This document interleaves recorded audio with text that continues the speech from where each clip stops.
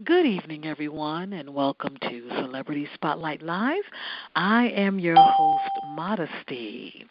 This evening, we're going to be discussing a box office buzz, and we're so privileged and honored to have with us one of the partners who's a movie critic of the Movie Brothers. His name is Kev. Hey, Kev. Hey, how you doing, Modesty? I'm doing good, darling. And we also have Nix of the Movie Hey, I'm Talk. here. All right, that's my girl. Hey, Kev, meet Nix. Nix, meet Hello. Kev. Hello, Hey. Nick. It's a pleasure to meet you. Nice meeting you too. I met your partner at ABFS last year. Oh, you did? Yeah, I sure did. Yeah, he wanted to be here tonight, but unfortunately, real life got in the way and sent him out of town. So he's here in spirit, though. That's hey, totally if only life was like a movie. If only. That's the truth. That's the truth. Well, guys, we're going to have a good time this evening. Thank you again for accepting the invitation. And we asked you because we have read many of your movie reviews. We have enjoyed them thoroughly. We have laughed. We have hollered. We have done some of everything. And the reason we've asked both of you is because we respect your opinions. And we respect both of you as movie critics. And we thank you so much for accepting. Okay, let's start right here.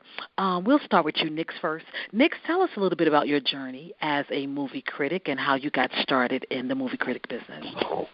Oh, wow. Okay. Well, my journey, I've always loved movies. But when I was in college, and I'm going to date myself, the movie Boomerang came out, and I loved it. I absolutely loved it. And I read a review in a national magazine, and they gave it an F. And I was floored because I was like, oh, my God, that's like one of Eddie Murphy's best movies. You know, It was timely. I understood everything. And one of my teachers, she said to me, she was like, Renee, please note that most of the movie critics are older white males, and they don't get it. And I was like, oh, my God, you're so right. And she said, you should go into it and change it. And I was like, you're right. So I started writing for my college newspaper, and then when I graduated from college, I started working for a magazine, and I started doing movie reviews for them, and then they went under. And so I took a couple of years off, and then I started working with another magazine, and I started doing movie reviews for them until about 2008. And then after that, I started the Movie Talk in 2009, and so it's been going on since then. And people have always asked me what I thought of this movie or that movie because I was known to go to the movies at least once or twice a week. Wow. So that's my journey. Yeah. That's an amazing story. And what I like about it is this. She actually gave you, I would say, she I would say not so much a dream per se, but we are alive to fix things and to do things and to make things better and to contribute to society. And whenever you see that there is a need, that's what you did. You filled a need that practically wasn't there. And it's so interesting how it all unfolded, them giving Boomerang an F, and then one of your professors talking to you, and you're like, well, hey, I can do something about it. That's phenomenal. All right, Kev, tell us about your journey. All right. Nix, I'm going to date myself, too. If you dated yourself, I'm going to date myself because you and I both saw Boomerang at about the same time, apparently. Oh my! Oh, okay. Well, yay! I was in college as well, as was Aunt. So you're not alone. You're not alone, sister. Bottom line is, I've always had a love affair with movies. I love movies. That's my passion. That's my pastime. At times when I needed a friend and there were no friends around, movies were always there. So it's nothing for me to cozy up in a room and watch a movie in order to pass the time away. Or if I've got the blues or whatever, I always know what movie to go to. So I love movies. Aunt and I went to college, together. Went to the same college. And Aunt and his family, his wife, they happened to be at my house a few years ago. and we just started talking about Django Unchained, which had just come out at that time. And Ant, I'll let Ant defend himself. He's not here to defend himself. But I'll just go on record and saying that I am a Quentin Tarantino fan. Okay, wow. But we we got into it about that, into a very in-depth discussion, and he was like, Kev, I've got this idea, about this show that I'd like to do on YouTube or maybe a blog or something like that. And I want to talk about movies, just like we're doing here. I want to chop it up and do it in front of people and see what they have to say and see what their opinions are, what our thoughts are on films. And I thought that was a really good idea, because the bottom line is that, Nick, I'm sure you could probably agree with me on this, there is not a dearth of opinion, coming from a melanated standpoint regarding, the film industry. That's a good point. And so we felt like we could fill a void that is much needed. There's not really a whole lot of perspective coming from, our color, in terms of what's going on in the film industry today, and we felt like that was something that we could do. And so that's what we try to do, with the Movie Brothers.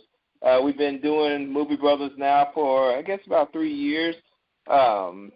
Things are really, growing and taking off, and we hope to see big things come out of it. But if nothing else, it is therapy. It's therapy from my regular job and what I do every day that I'd rather not be doing every day. So that's pretty much that's the beginning and the end of it, Modesty. Okay. Wow, that's good. Both of you, I'm telling you, this is going to be a great discussion tonight. That's a wonderful journey. Your journey is so phenomenal, as well as Nick's is. Okay, loves, we're going to get started right now. We're going to start right here. The Oscars. Did you watch or did you not watch? And if you did, why? And if you didn't, why? Nix, you can go first. Nix, I'll let you go first. Really? Okay. I'm a gentleman. If nothing else. Oh, good answer. Okay. So to be honest with you, I was like on the fence. Like there was a part of me that was like, protest. But then there was a part of me that was like, I can't. Like it was like I can't. So I watched half and didn't watch half. Does that make sense? And I watched half because I really wanted to see what Chris Rock said. Like I had to see his opening. I had to see parts of it. A lot of people said that. And then then the half that I didn't watch was because partly, as sad as it sounds, and as much as I'm in the movies, I didn't care. I know that doesn't sound right, but there was a lot of it that I was just like, really, I seriously, and honestly, truly don't care. Like there was most of it. Like I always enjoy watching the Oscars because I like to see what happens next, but it just gets so predictable to me. A lot of times they are the mirror of the Golden Globes. If I've seen the Golden Globes, then I've seen the Oscars for the most part. So, I really want to just see what Chris Rock was going to do. So, so I was kind of on the I did like 50-50. I watched half. And what I didn't see, I went back and watched online. Right, exactly. I did the same thing. I didn't turn to it. I just saw what other people were tweeting, because they were definitely tweeting live while he was doing his monologue, and it was very funny. I thought it was very humorous. And you, Kev? Right. Pretty much the same thing. I mean, every year I seem to get just a little bit more disillusioned by the Oscars because of the representation there. I was really upset, even though they expanded the number of nominees for Best Picture. I was really upset by the fact that none of those nominees represented us or represented films that I thought were worthy of being nominated. That's not to say that the ones that were nominated or even some of the winners weren't worthy nominees, but there were a lot of people missing, a lot of films missing or absent from that list, and I was really disappointed by that. I wanted to see what Chris Rock's response was going to be, how he was going to open the show up. I really wasn't disappointed from that standpoint. I thought he was very funny. I was a little concerned about how Jada was going to take it, but she seemed to take the whole thing in stride. She sure did. She sure did. She really did. I thought his opening was really funny. fairly scathing. I think he probably could have went in on him a little bit more. But I thought for the most part, it was really interesting. In terms of whether or not I was able to hang in there through the whole thing, I really wasn't. I kind of kept track of everything, through Twitter and some live feeds and things of that nature, but I just couldn't really bring myself to just sit and watch the whole thing. Right. So what did you think of, like some of the best movie nominees? Like some of them I was no problem with. Like I understood Spotlight, The Martian, right. Carol. Some of those I had no problem with. Bridge of Spies. But for the life of me, I need somebody to tell me how Mad Max got nominated for Best Picture. Now, please know, all the technical stuff, like best effects, sound editing, and all that, got that, no problem. I got that. Nick, I'm right there with you, Nick. And I am a sci-fi action-adventure head, okay? But I did not like Mad Max, okay? I really was not a fan of the film. I did not understand why it was getting so much love from the Academy. I don't know if it was a George Miller thing. I really don't know what the situation was. But I did not like that Bridge of Spies. I didn't understand all the love for that. I mean, I saw that movie. I thought it was okay. I'm a big Steven Spielberg fan, but that wasn't Steven Spielberg at his best. Okay? But it was Steven Spielberg and Tom Hanks, so you knew that was going to happen. Come on, now, we knew that. That's true. You knew the minute that's true. You put Steven Spielberg and Tom Hanks together, and that's guaranteed. It's almost like Meryl Streep. It's over. Right. That's right. It's over. Kind of like Meryl Streep. She's going to get an obligatory nomination regardless of what film she's in. But I can understand that. But Mad Max, Mad Max, that was not good. For one thing, I mean, how can you call a movie Mad Max and the movie's really not about Max? Okay. I don't know what the movie about. Somebody explain Charlize Theron carried that film. Tom Hardy did nothing in that movie. Okay. And I'm sorry, I just, to me there was really not a whole lot of difference. There was a lot of connective tissue between Mad Max, Fury Road, and Mad Max Beyond Thunderdome. The plot was very similar in both of those films.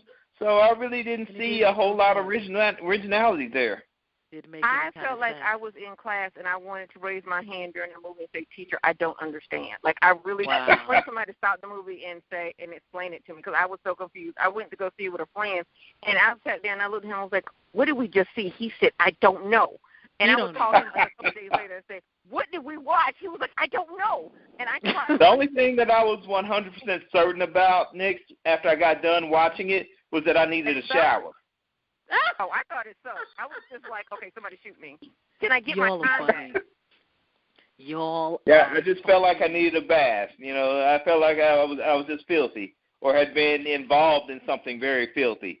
And so that's how I felt. But I was not impressed by it whatsoever. And the fact that when I saw that it was making a run of Oscars, even in the technical categories, in a year that had Star Wars in it and had other films in it, I was really unimpressed. I wasn't very happy about that. No, but I could deal with some of the technical stuff. Although I do feel that Star Wars should have gotten those because Star Wars is always amazing to me, and I really enjoyed that one. But I was so confused. I did not understand. I didn't either. I'm right there with you. I'm glad you brought up Star Wars because that's going to segue into the next thing I want to discuss too. I have created a rating system, and when I mention these movies, I would like for you, based upon the rating system that I've created, to state what do you think it is. The rating system is rated VG, meaning very good, rated SS, meaning so-so, or rated MF, meaning major fail. Okay. And Kev, you can go first on this one. Concussion. How would you rate it? MF, VG, or SF? I would rate Concussion VG. I thought it was very good. I thought that Will Smith was probably the best that he's been in a film. And I think that the spotlight that it showed on the NFL and what's going on in the NFL as far as concussions and what happens to these guys later on in life. I thought that was very telling. And the reaction that I was seeing out of people who were in the audience with me, other critics, they were really wincing at a lot of the shots that were going on in that film in terms of the violence and the concussive force that these players have undergo on a weekly basis. It was very telling to me. I thought it made its point, and I really thought that movie was overlooked. It was very good. Okay, me too. What about yourself, Nick? How would you rate? No, I totally agree. It's totally, very good. And I know the reason why it was nominated and everything. I know it wasn't racial. That one was more political. The NFL did not want it to get what it deserved because, like they said in the movie, the NFL owns a day of the week. That's powerful.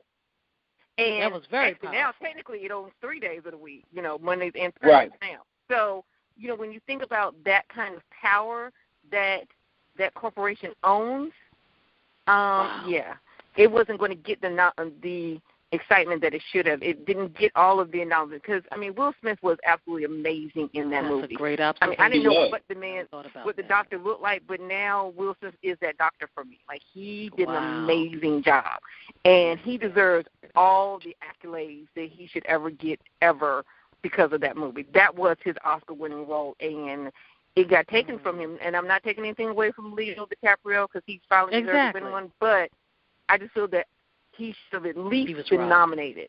But the man should have been part of the conversation is really what it all boils down to. You should not have a Best Actor nominee or nomination that does not include Will Smith for this film because he went above and beyond as far as I was concerned in a role that really could have very easily turned into caricature or parody or something like that. Anytime you have somebody that is trying to affect a dialect or a language that is not their own, it is very easy for that to go off the rails.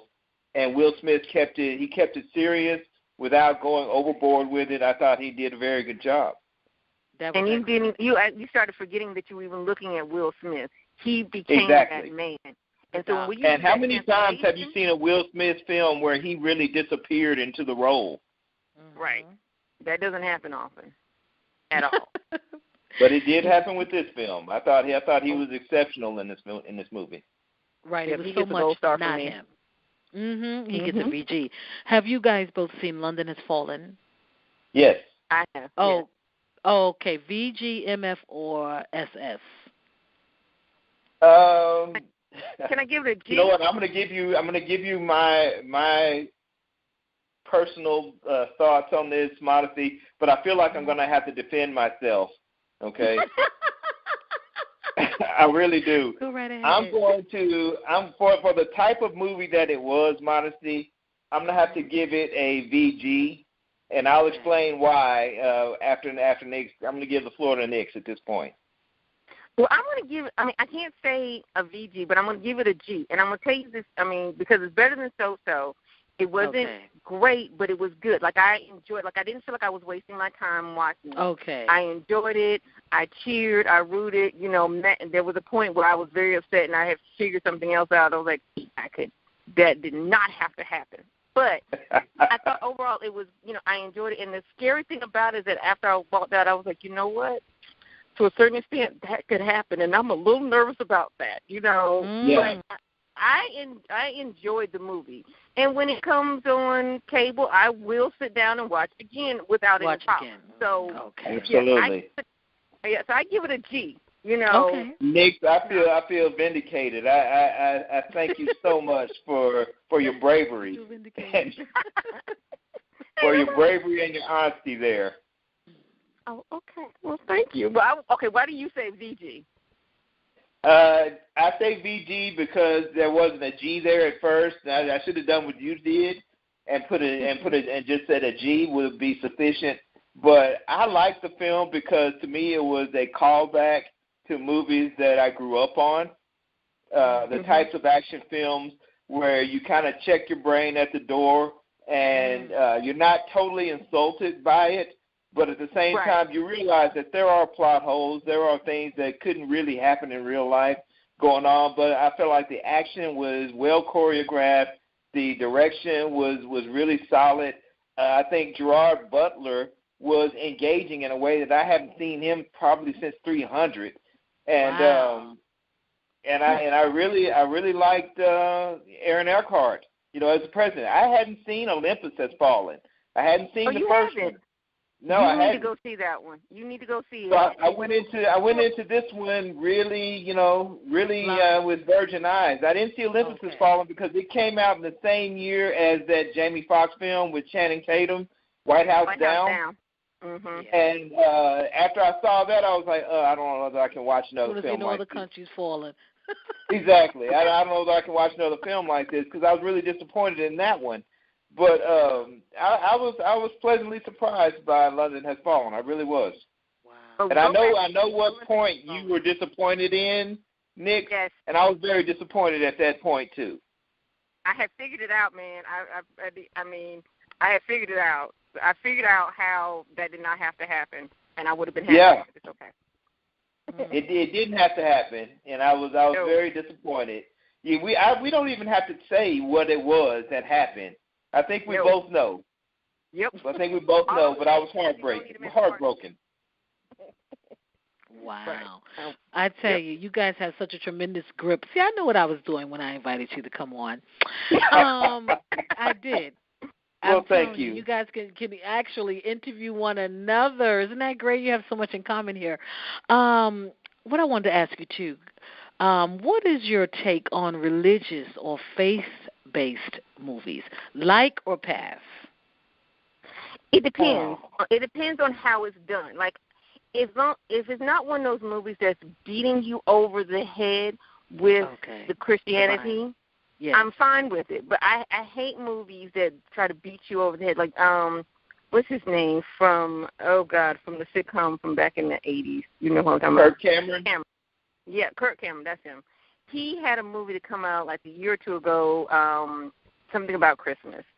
And I looked at that trailer and I was like, oh, my God, that sucks. Like, the whole concept of it was just horrible, like just from the trailer. And I'm watching a 2-minute trailer and I was like, well, that sucked horribly. And it reflected in the money that it made. Wow. But then on the flip side of it, you see this movie, War Room, which you know where they were going, but they didn't beat you over the head with the concept. And because of that, people were more receptive to it. I don't, if it's that kind of movie. Now granted, the movie Young Messiah and stuff, obviously that's going to be a religious film, so on and so forth. My problems with those kind of movies is, can I have somebody in that group that looks like they're from that area?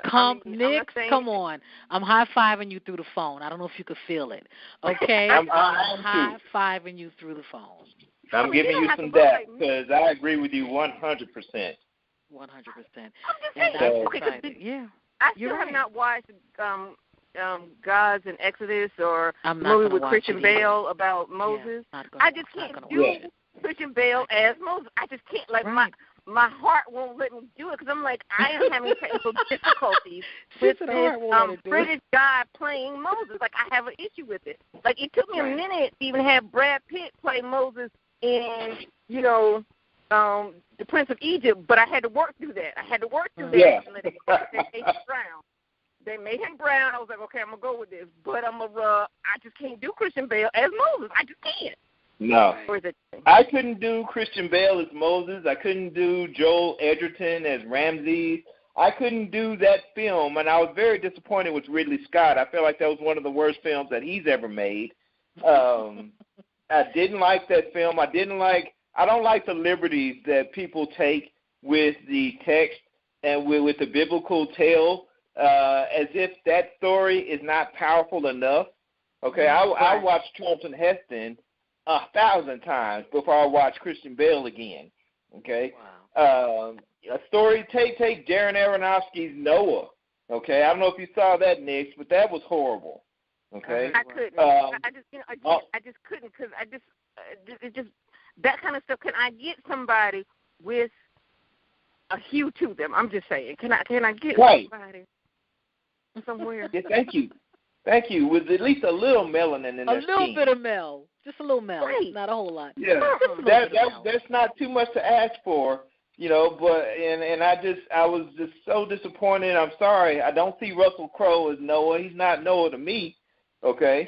And then all of the liberties and the things they added into the film, I didn't care for that at all.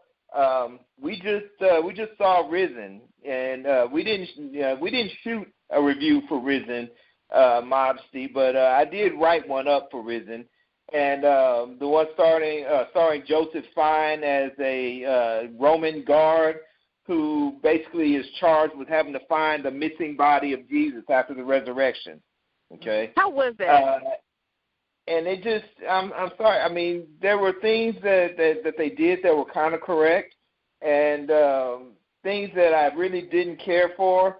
All in all, I mean, I think the whole faith-based movie making thing has been really hit and miss. Okay, and that's a good show. That's a good name title for a show too, Hit or Miss, as it relates to movies and also singing. Okay, hit or miss. There you go. Every now and then I have a good idea. Both of you are correct. I am a Christian to my heart. Have been one since I was 13 years old. Right. And these last few years I have prayed and said, God, I want to know the truth.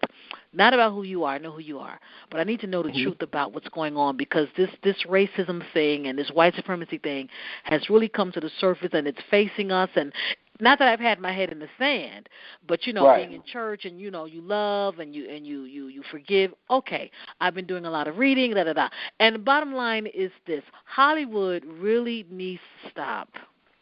They do. I've made up in my mind. I will not patronize.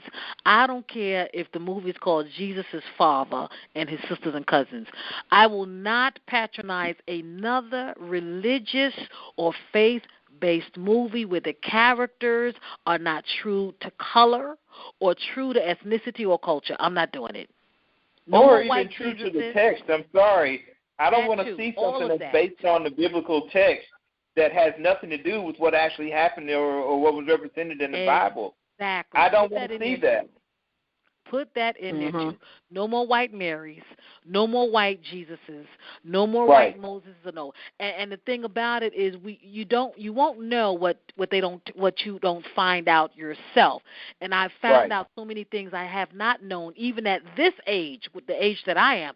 And when I tell you, I have been rudely but graciously awakened, and I do realize now why many of us are so disliked and hated.